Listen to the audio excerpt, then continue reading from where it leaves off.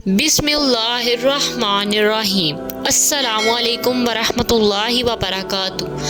हज़रत अबू हुरैरा रज़ियल्लाहु ताला अन्हु बयान करते हैं कि रसूल अल्लाह सल्लल्लाहु अलैहि वसल्लम ने फरमाया, जब तुम में से कोई लोगों को नमाज पढ़ाए तो वो तखफीफ करे, क्योंकि उनमें बीमार, ज़ईफ़ और बूढ़े होते हैं।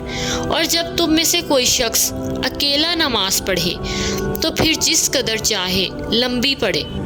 हज़रत उम्मे हबीबा रज़ियल्लाहु ताला अन्हा बयान करती हैं कि रसूल अल्लाह सल्लल्लाहु अलैहि वसल्लम ने फरमाया, जो शख्स दिन रात में फ़र्ज़ नमाज के अलावा 12 रकतें पढ़ता है तो उसके लिए जन्नत में एक घर बना दिया जाता है।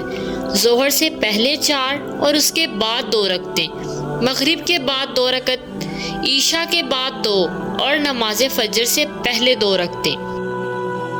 हज़रत अबू हुरैरा रज़ियल्लाहु ताला अन्हु फरमाते हैं कि रसूल अल्लाह सल्लल्लाहु अलैहि वसल्लम ने फरमाया कि शैतान आदमी के सर के पीछे रात में सोते वक्त 3 गिरहें लगा देता है और हर गिरे पर अफ़सूम फूंक देता है कि सो जा, अभी रात बाकी है। फिर अगर कोई बेदार होकर अल्लाह की याद करने लगे तो एक गिरा खुल जाती है, फिर जब वज़ू करे तो दूसरी गिरा खुल जाती है, फिर अगर नमाज पढ़े तो तीसरी गिरा खुल जाती है। इस तरह सुबह के वक्त आदमी चाको चौबंद और खुश मिजाज रहता है, वरना सुस्त और बदबातिन रहता है।